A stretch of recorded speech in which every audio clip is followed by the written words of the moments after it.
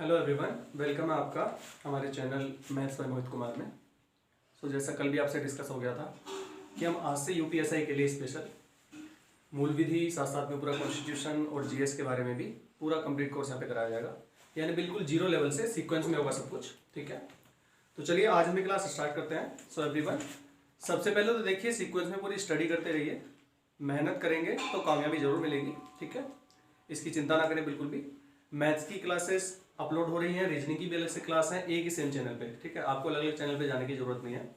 और साथ साथ में जो जीएस का जितना भी पोर्शन है, तो सबसे पहले तो मैं रिकमेंड करूंगा कि किसी भी वेबसाइट पे जाके आप लोगों को क्या करना है, यूपीएसआई का जो सिलेबस है, ठीक है, इंक्लूडिंग सारे सब्जेक्ट्स, जैसे कि मैथमेटिक्स अलग है, वहाँ पे रीजनिंग अलग है, ठीक है, जीएस का जितना पोर्शन है वो भी, वो सारे के सारे जो सेक्शंस है आप उसको एक बार देख जरूर लीजिएगा। ठीक है, जिससे एग्जैक्टली आपको ये पता चल जाए कि पढ़ना क्या है। ठीक है, देखिए जो फिक्स सिलेबस है उसके बाहर पेपर नहीं होता है, थोड़ा सा डिफिकल्ट हो सकता है लेकिन उसके बाहर नहीं जाएगा। तो सबसे पहले तो आपने ये कर लेना है, मैं सारे सब्जेक्ट्स की बात कर रहा हूँ, कि सारा का सारा पहले फॉर्मेट उठाइए, उसमें देखिए कि पूछा क्या जा रहा है। ठीक है, और हर एक पर्टिकुलर सब्जेक्ट का एक बार आप सिलेबस जरूर देख लीजिएगा। हिंदी का भी वहाँ पे सिलेबस होता है, अदर सब्जेक्ट्स का भी। ठीक है, सिलेबस देखने के बाद आप उसके बाद में जो सिलेबस है, सबसे अच्छा ये रहेगा, देखो A4 साइज के पेपर्स होते हैं, उन पेपर्स को सिलेबस को अलग अलग लिख लीजिए।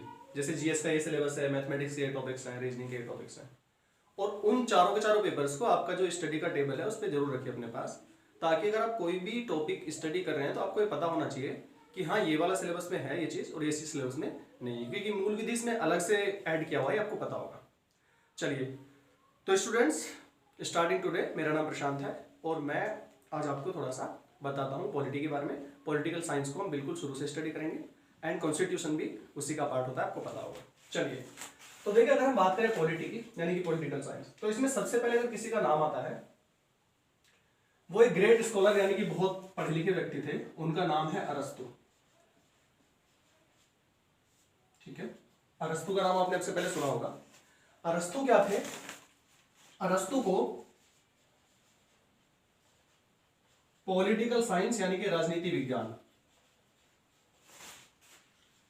का जनक कहा जाता है। ठीक है, तो मैंने क्या बोला है, बड़ा एक सिंपल सा पॉइंट, कि पॉलिटिकल साइंस, देखो हर किसी सब्जेक्ट का एक जनक होता है ना, उसको श्रेय दिया जाता है, उसको सम्मान दिया जाता है। तो जो पॉलिटिकल साइंस है यानी कि पॉलिटी है आपकी, जिसको हम राजनीति विज्ञान कहते हैं, उसका जनक अरस्तु को माना जाता है। वैसे भी अरस्तु के बारे में अगर आप थोड़ा सा देखेंगे बुक्स में, ठीक है, तो वो बहुत पढ़े लिखे विद्वान आदमी थे। ठीक है, और उन्होंने कुछ ऐसा किया होगा जरूर जिसके लिए इनको ऐसा बोला जा रहा है। तो इनको जनक क्यों बोला जाता है, आपको थोड़ा सा ब्रीफ में बता देता हूँ। मैंने जैसा आपको बताया, हम चीजों को बिल्कुल जीरो लेवल से लेके चलेंगे। पॉलिटिकल साइंस क्या है, ठीक है, उसके बारे में, उसके फादर कौन है, पितामह कौन है, ठीक है, और साथ साथ में क्यों इसकी जरूरत है, तो उसके बारे में थोड़ा सा ब्रीफ हिस्ट्री करके एंड साथ साथ हम आगे बढ़ेंगे। ठीक है, तो देखिए पॉलिटिकल साइंस का जनक कौन है, अरस्तु। अब अरस्तु को ऐसा क्यों बोला गया, क्योंकि इनके बारे में क्या है कि इन्होंने क्या किया था, संविधान का एक तो किया था इन्होंने वर्गीकरण। ठीक है, संविधान के वर्गीकरण का मतलब आप समझ रहे होंगे। देखो आपने पढ़ा होगा, संविधान हो सकता है दो तरह का। ठीक है, रिटन कॉन्स्टिट्यूशन, अनरिटन कॉन्स्टिट्यूशन, यानी कि लिखित संविधान, अलिखित संविधान, हम आगे बताऊंगा आपको। और साथ साथ इन्होंने क्या किया था, 118 देशों के संविधान यानी कि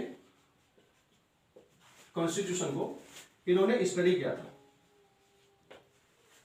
और स्टडी करने के बाद इन्होंने अपना एक कंक्लूजन निकाला। वो क्या था कि जो पॉलिटिकल साइंस है, ये क्या है जी, ये सबसे बड़ा साइंस है।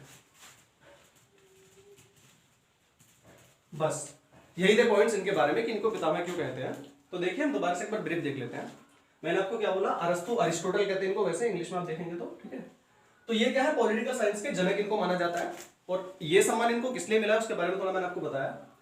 एक तो क्या किया था इन्होंने, संविधान का वर्गीकरण किया था। ठीक है, संविधान के वर्गीकरण का श्रेय किसको जाता है, अरस्तु को जाता है। क्वेश्चन इस तरह के भी पूछे जाते हैं। देखिए कॉन्स्टिट्यूशन जब बन गया उसके बाद में उसके अंदर आर्टिकल्स क्या क्या हैं और कौन सा किस तरह का अमेंडमेंट यानी कि संशोधन है, इस सब पे तो हम बहुत बाद में पहुंचते हैं।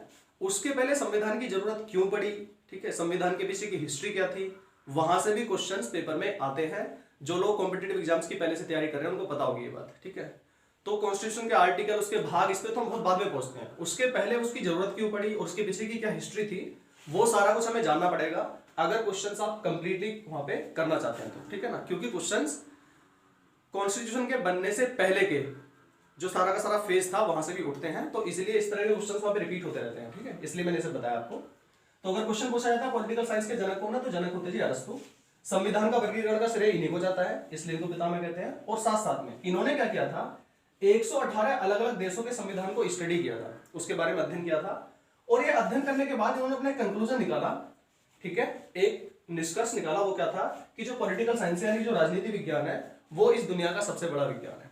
और ऐसा इन्होंने इसलिए कहा था क्योंकि इन्होंने ये पाया कि देखिए किसी भी देश में जनता तो रहेगी जरूर, जब वहां पे लोग रहेंगे तो वहां के जो लोग होते हैं वहां की पॉलिटिक्स से जरूर प्रभावित होते हैं, ठीक है, पॉलिटिक्स का मतलब वहां की राजनीति। अब वहां के राजनेता, वहां की सरकार कैसा कर रही है उन लोगों के साथ में, कितने उन्हें अधिकार दिए हुए हैं, कितने अपनी ड्यूटीज को अच्छे से फॉलो कर पा रही है वहां की सरकार, ठीक है ना, या कितनी शक्तियां सरकार के पास में, संसद के पास में कितनी शक्तियां हैं, या फिर न्यायालय के पास में कितनी शक्तियां हैं, इन सब की जो पूरा का पूरा जो एक स्टडी था, पूरा का पूरा जो अध्ययन था, उन्होंने ये पाया कि इस सबको मिला के जो लोगों की लाइफ है, जो वहां की जनता है, उससे बिल्कुल अफेक्टेड होती है। चाहे तो हम लोग बहुत ज्यादा पैसे वाले लोग हैं, फिर बहुत कम पैसे वाले लोग हैं, दोनों ही केसेस में हमारी लाइफ वहां की राजनीति से अफेक्टेड रहेगी जरूर। तो इन्होंने ये पाया कि जो राजनीति विज्ञान है एक ऐसा विज्ञान है जिसका लिंक उस देश में रहने वाले हर एक इंसान के साथ में होता है, इसलिए पॉलिटिकल साइंस क्या होता है, सबसे बड़ा साइंस होता है, ठीक है। ये बात किसने कही थी, ये बात अरस्तु ने बोली थी। चलिए अब हम थोड़ा सा आगे चलते हैं, यहां तक तो अरस्तु के बारे में हो गया। आगे हेडिंग है कॉन्स्टिट्यूशनल डेवलपमेंट। हम सब कुछ हिंदी में सीखने वाले हैं, डोंट वरी, बस यहां पर कुछ देखो ऐसी बातें हैं जो कि ना इंग्लिश में कभी कभी हिंदी वर्जन में भी इंग्लिश में आ जाती हैं। इसको कहते हैं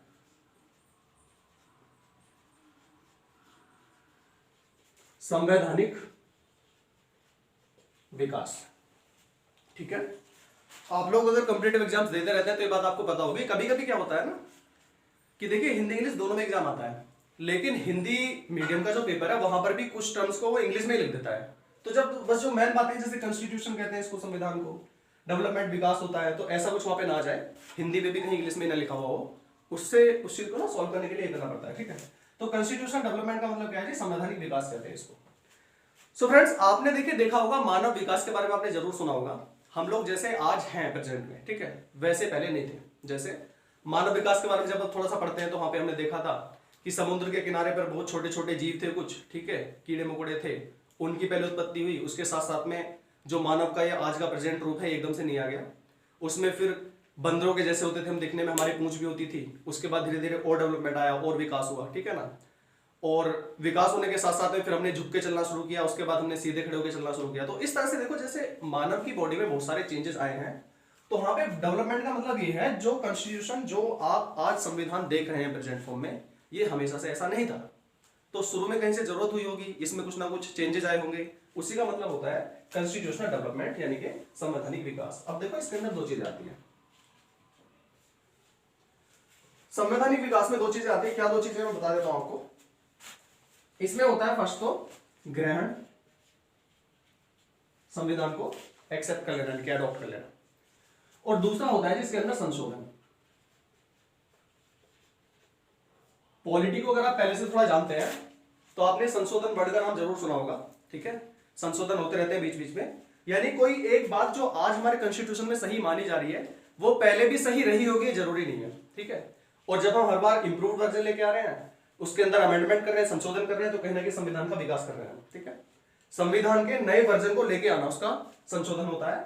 और ग्रहण का मतलब हमने उसको एक्सेप्ट किया होगा जब, ठीक है ना। तो देखिए ग्रहण के टाइम पे इसमें दो चीजें हैं, मैं आपको बता दूं। ग्रहण में आती है तो डेट्स, एक बड़ी जानी मानी सी डेट आपको बता देता हूं मैं, 26 जैन, ठीक है, 26 जनवरी 1950, इसका नाम जरूर सुना होगा आपने, मैं अभी इसी के बारे में भी आपको बताने वाला हूं। और दूसरी इसी से रिलेटेड जस्ट 2 महीने पहले की एक डेट है, 26 नवंबर 1949। ये दोनों डेट के बारे में भी पीछे क्वेश्चन पूछा हुआ है एसएससी या फिर अदर एग्जाम्स में, इसलिए यहां पे जिक्र करना पड़ रहा है। मैं आपसे फिर से रिपीट कर रहा हूं, हम संविधान पे तो बच्चों बाद में पहुंचेंगे, सबसे पहले संविधान की जरूरत कहां हुई और कैसे यहां तक हम पहुंचे हैं, उसके पीछे का बैकग्राउंड जानना वो जरूरी है, ठीक है। पॉलिटिकल साइंस को अच्छे से जानने के लिए उसकी हिस्ट्री के बारे में पता होना चाहिए, क्योंकि क्वेश्चंस वहां से भी उठ रहे हैं पेपर में, ठीक है। चलिए इसमें ये दो डेट हो। संशोधन की अगर मैं बात करूं तो आप सुनते रहते होंगे, जैसे एक होता है जी संपत्ति का अधिकार,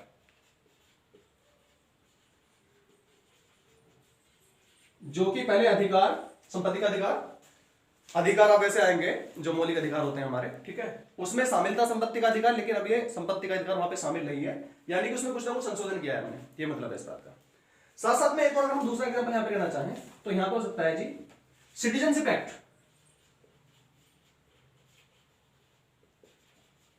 सिटीजनशिप कहते हैं नागरिकता को। ओके, तो नागरिकता, इसके बारे में आपने देखा होगा, ये अभी न्यूज में भी रही थी पहले, ठीक है, न्यूज में आते रहते हैं जैसे अमेंडमेंट जो होते हैं, तो इसके बारे में मैं आपको बता देता हूं थोड़ा सा। चलिए, जैसा मैंने अभी आपको बताया, हम जो ह्यूमन बीइंग है, सो फ्रेंड्स, जैसा मैंने आपको बताया कि संवैधानिक विकास, सो स्टूडेंट्स देखो यहां पे मैंने जैसा आपको बताया कॉन्स्टिट्यूशनल डेवलपमेंट यानी संवैधानिक विकास, जैसे मानव विकास होता है, हम जैसे आज प्रेजेंट में देखने में, वैसे संविधान भी जैसा आज प्रेजेंट में है वैसा हमेशा से नहीं रहा होगा। तो इसके अंदर डेवलपमेंट क्यों आया, फिर विकास क्यों हुआ इसका? एक तो था इसका ग्रहण और साथ साथ में संशोधन, ये दो चीजें इसके अंदर मिली हुई होती हैं, ठीक है ना। तो मान लेते हैं ग्रहण का मतलब, देखिए 26 जनवरी 1950, इस डेट को सभी लोग जानते होंगे जरूर। 26 जनवरी को हम लोग बनाते हैं जी गणतंत्र दिवस, और वो इसलिए मनाते हैं क्योंकि हम गणतंत्र हो गए थे पूरी तरह से, जो संविधान है वो हमने क्या कर लिया था, उसका फोर्समेंट हो गया था, एनफोर्समेंट, ठीक है ना। यहाँ पे संविधान फोर्स में आ गया था, फोर्स में होने का मतलब वो लागू हो गया था पूरी तरह से। किस डेट को? 26 जनवरी 1950 को, क्योंकि देखो आजादी तो हमें पहले मिल गई थी 1947, 15 अगस्त 1947 को हम लोग आजाद हो गए थे, इसलिए इंडिपेंडेंस डे मनाया जाता है। और दूसरा 26 जनवरी को हर बार गणतंत्र दिवस यानी कि क्या मनाया जाता है, रिपब्लिक डे। और ऐसा इसलिए क्योंकि 26 जनवरी 1950 को हम क्या हुआ था, संविधान हमारा पूरी तरह से फोर्स में आ गया था, लागू हो गया था। उसी से रिलेटेड इसके जस्ट 2 महीने पहले की डेट है 26 नवंबर 1949, ऐसे याद रखा जा सकता है इसको। तो इस डेट को क्या हुआ था, हमने संविधान को ग्रहण कर लिया था, यानी कि क्या मतलब है इस बात का, हमारा संविधान पूरी तरह से बनकर तैयार हो गया था 26 नवंबर 1949 को, और हमने पूरी तरह से डिसाइड कर लिया था कि हाँ इस संविधान को हमें क्या करना है, लागू करना है। और उसके लागू होने में और 2 महीने का टाइम लग गया था, यानी कि 26 जनवरी 1950 को एग्जैक्टली 2 महीने के बाद में ये हमारा संविधान पूरी तरह से फोर्स में आ गया था। क्वेश्चन ये भी पूछा हुआ आपसे पहले, ठीक है। ग्रहण का मतलब देखो, अगर इंग्लिश में टर्म आ जाए यहाँ पे तो इसको एडॉप्शन कहते हैं।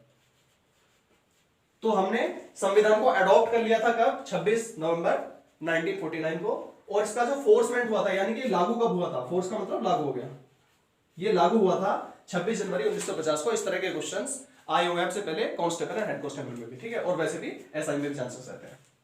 तो 26 नवंबर 1949 कब एडॉप्ट हुआ, यानी कि ग्रहण कर लिया, और लागू कब से हो गया था, 26 जनवरी 1950 से हमारा संविधान लागू हो गया था। तो इसका ग्रहण यानी कि साथ साथ में जो हमने इसको एडॉप्ट किया है वो इसके अंदर पहली टर्म होती है, और साथ साथ में इसका क्या है, संशोधन। संशोधन कहते हैं अमेंडमेंट को, आगे अमेंडमेंट आएगा, ठीक है। अब संशोधन क्या है, जो 26 जनवरी 1950 को संविधान हमारा लागू हुआ था, फोर्स में आया था, उस टाइम की जरूरतें जो थी वो उस हिसाब से लागू हुआ था, लेकिन टाइम पास होने के साथ साथ में आगे जरूरतें हमारी जो जनता है, हमारी जो सरकार है, उसकी बदलना शुरू होगी, और इसी वजह से इसमें करना पड़ा संशोधन। संशोधन का मतलब यह है जो बात पहले सही मानी जाती थी, जरूरी नहीं है कि अब की जरूरतों के हिसाब से वो बात सही हो, अब उसमें बदलाव करने पड़े हमें। तो देखो इसके एग्जाम्पल की जब बात करें तो संपत्ति का अधिकार हमारा मौलिक अधिकार होता था पहले, ठीक है, लेकिन अब वो मौलिक अधिकार नहीं है, क्योंकि हमने क्या किया था, उसको संशोधित कर दिया था, संशोधन यानी कि अमेंडमेंट कर दिया था। साथ साथ में दूसरा जिसका एग्जांपल है जी नागरिकता, यानी कि सिटीजनशिप एक्ट में क्या हुआ था, चेंज आए थे, संशोधन हुआ था। उससे पहले उस टाइम पे जो संशोधन था, जो पूरी तरह से मूल था, मूल रूप से 26 जनवरी 1950 को जो हमने क्या किया था, इसको फोर्स किया था, उस टाइम पे जो सिटीजनशिप यानी कि नागरिकता से रिलेटेड जितने भी वहां पर क्या थे, सेक्शंस थे, उसमें क्या हुआ, उसमें कुछ ना कुछ हमने चेंज किया, उसमें कुछ ना कुछ हमने बदलाव किया, जिसको हम संशोधन के नाम से जानते हैं। ओके, तो मैं इसकी ब्रीफ समरी बस 1 मिनट में बता देता हूं। अरस्तु को पॉलिटिकल साइंस का जनक कहते हैं, इसलिए कहते हैं क्योंकि उन्होंने एक तो संविधान का वर्गीकरण कर दिया था, और दूसरा इन्होंने क्या किया था, 118 देशों के संविधान को स्टडी करके ये कंक्लूजन निकाला, निष्कर्ष निकाला कि पॉलिटिकल साइंस जो है वो इस दुनिया का सबसे बड़ा साइंस है, क्योंकि इसका जो लिंक होता है किसी भी देश में रहने वाले हर नागरिक के साथ में होता ही होता है जरूर, ठीक है जी। आगे चलते हैं, कॉन्स्टिट्यूशनल डेवलपमेंट का मतलब संवैधानिक विकास क्या होता है जी। इसके अंदर हम 2 चीजें स्टडी करते हैं, एक तो इसका ग्रहण यानी कि इसको अडॉप्ट करना, हमने किस तरह इसको लागू किया अपने ऊपर, ठीक है, और दूसरा इसके अंदर जो संशोधन होते हैं, दोनों की स्टडी हम इसी के अंदर करते हैं। तो 26 जनवरी 1950 की डेट सबको पता है, यहाँ पे हमारा संविधान लागू हो गया था और हम गणतंत्र हो गए थे, ठीक है, यानी कि हम रिपब्लिक हो गए थे। और उससे जस्ट 2 महीने पहले इसको अडॉप्ट किया था। ये क्वेश्चन पूछा भी जाता है बार बार, ठीक है। तो अडॉप्ट कब किया था? उससे जस्ट 2 महीने पहले, ठीक है। यानी कि अडॉप्ट कर लिया था, ग्रहण कर लिया था, हमने उसको मान लिया था कि संविधान ठीक है। संशोधन क्या हुआ जी? संपत्ति का अधिकार पहले हमारा मौलिक अधिकार था, लेकिन अब हमारा मौलिक अधिकार नहीं है। इसका एक एग्जांपल हो गया संशोधन का। साथ साथ में सिटीजनशिप यानी कि नागरिकता, ठीक है, अमेंडमेंट एक्ट, इस तरह से आप पढ़ेंगे तो न्यूज में ये रहता है। तो ये 2 इसके एग्जांपल थे। संशोधन हमारे और भी हुए हैं जो हम आगे आगे उसके बारे में डिस्कस करेंगे। ओके, तो चलिए अब हम थोड़ा सा आगे चलते हैं। सो स्टूडेंट्स,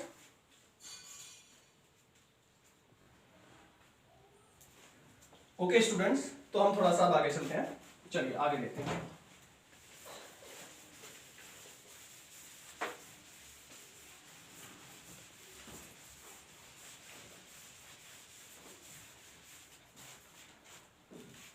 सो उसके आगे अगर हम बात करें, जब बात चल रही है कॉन्स्टिट्यूशन की, तो हमें कॉन्स्टिट्यूशन की डेफिनेशन पता होनी चाहिए।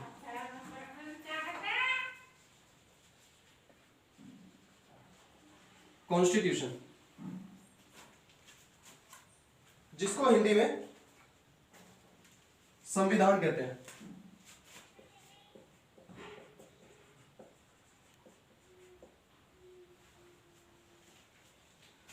सो एवरीवन, कॉन्स्टिट्यूशन की अगर डेफिनेशन की मैं बात करूं कि क्या परिभाषा होती है इसकी, तो देख लेते हैं।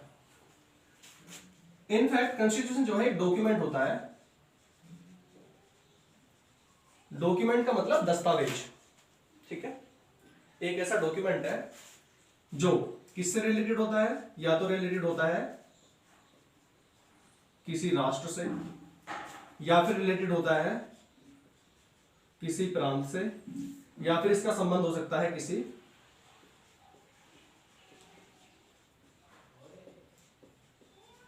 सामाजिक समूह के साथ। अब ये कैसा डॉक्यूमेंट है? इसके अंदर होते हैं मौलिक सिद्धांत तथा कानून। ओके, अब इसके अंदर 2 पॉइंट्स हैं जो डिस्कस करने के हैं। एक तो होती है किसी भी राष्ट्र में जनता, एक होती है वहां पर सरकार। तो अब जनता क्या है? जनता के पास हो सकते हैं कुछ अधिकार और सरकार के पास हो सकती हैं कुछ शक्तियां। एक और चीज है सरकार के पास होती है, वो होती है ड्यूटीज, यानी कि कुछ होते हैं कर्तव्य सरकार के। अब जब सरकार राज करती है तो कुछ ड्यूटीज भी रहेंगी ना नागरिकों के लिए, इस तरह से। ओके, तो देख लेते हैं इसकी डेफिनेशन को ठीक से बड़ी। चलिए साथ साथ में देखो नेक्स्ट जो है इसके अंदर, एक होते हैं कॉन्स्टिट्यूशन के टाइप्स। टाइप्स का मतलब संविधान के प्रकार। तो देखिए संविधान हो सकता है 2 तरह का। एक तो होता है रिटेन कॉन्स्टिट्यूशन, जिसको कहते हैं हम लिखित संविधान, और दूसरा होता है अनरिटेन कॉन्स्टिट्यूशन, जिसको हम बोलते हैं अलिखित संविधान।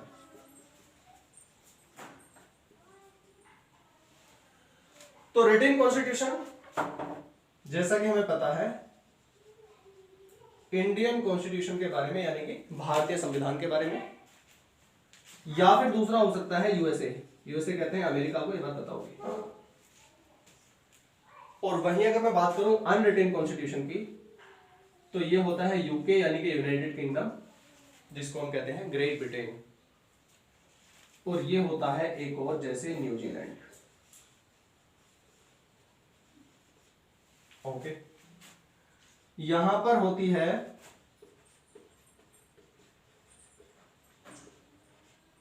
संविधान सर्वोच्च, और यहां होता है संसद सर्वोच्च। चलिए हम इसके बारे में थोड़ा सा डिटेल में अभी देख लेते हैं कि दोनों में क्या डिफरेंस है, ठीक है। चलिए, तो स्टूडेंट जैसा आप सामने देख रहे हैं, ओके स्टूडेंट्स, तो कॉन्स्टिट्यूशन यानी कि संविधान के बारे में देख लेते हैं, इसमें क्या डिटेल है। कॉन्स्टिट्यूशन क्या होता है? एक डॉक्यूमेंट होता है, जो संविधान होता है, एक दस्तावेज कहते हैं डॉक्यूमेंट को, ठीक है। दस्तावेज या फिर डॉक्यूमेंट। कॉन्स्टिट्यूशन क्या है? दस्तावेज है, यानी कि एक डॉक्यूमेंट है। और ये डॉक्यूमेंट किससे रिलेटेड होता है? तो किसी राष्ट्र से रिलेटेड, नेशन से रिलेटेड, या प्रांत का मतलब होता है जो प्रोविंस होते हैं, स्टेट्स, या फिर कोई सामाजिक समूह, सोशल ग्रुप भी कोई हो सकता है। कहीं पर जाकर कुछ लोग हैं जो एक साथ इकट्ठा होकर रह रहे हैं, तो उससे रिलेटेड भी कॉन्स्टिट्यूशन यानी कि संविधान हो सकता है।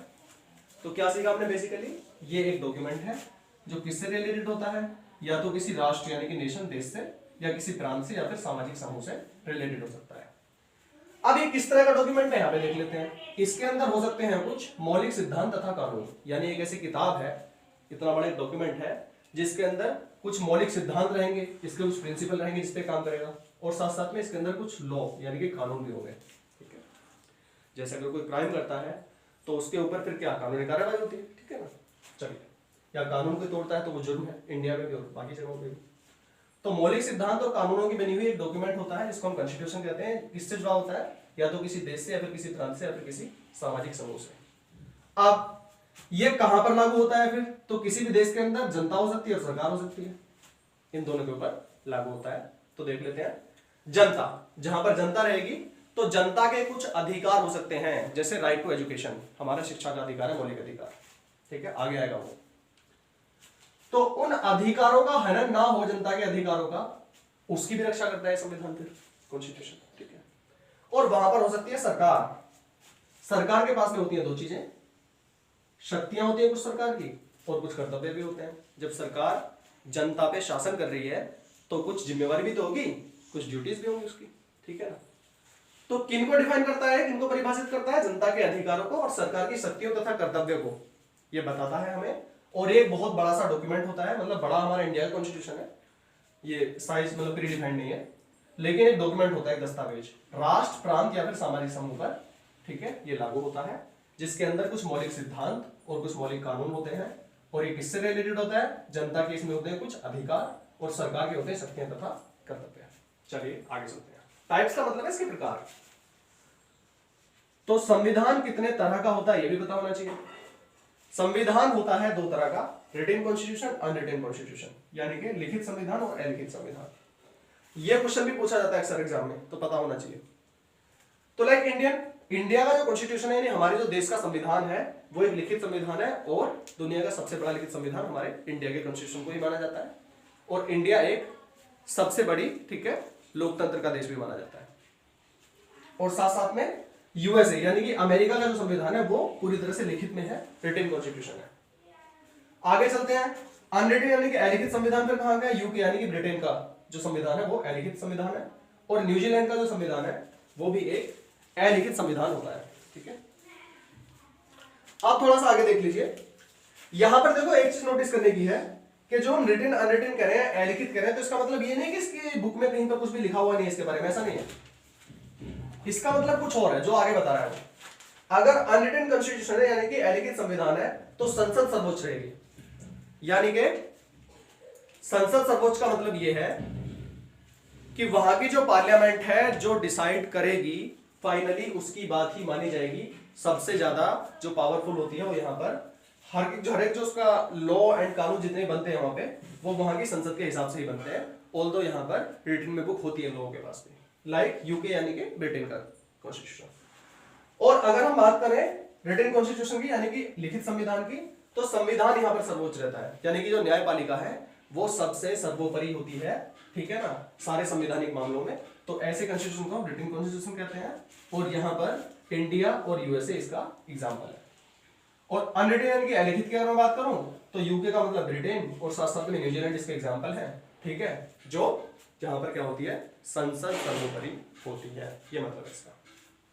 ठीक है, तो एक बार ब्रीफ में देख लो। संविधान एक डॉक्यूमेंट है, मौलिक सिद्धांत होते हैं और कानून होते हैं, जनता होती है और सरकार जो होती है, दोनों किसी भी राष्ट्र की जनता के अधिकारों की रक्षा करती है, और साथ साथ में सरकार की शक्तियां और सरकार के जितने भी कर्तव्य हैं उनका भी पूरा लेखा जोखा इसके पास होता है। किसी राष्ट्र का हो सकता है, किसी प्रांत का हो सकता है, फिर किसी सामाजिक समूह का हो सकता है, और एक डॉक्यूमेंट होता है। दो तरह का हो सकता है, लिखित हो सकता है, अलिखित। और लिखित संविधान हमारा इंडिया का सबसे बड़ा लिखित संविधान है पूरे विश्व में, और यूएसए का भी लिखित संविधान है, जिसका मतलब ये होता है कि संविधान यहाँ पर सर्वोपरि है। यहाँ पर अलिखित की अगर हम बात करें तो ग्रेट ब्रिटेन और साथ साथ में न्यूजीलैंड, इन दोनों का संविधान अलिखित संविधान है, जिसका मतलब ये है कि संसद यहाँ पर सर्वोपरि होती है। ओके,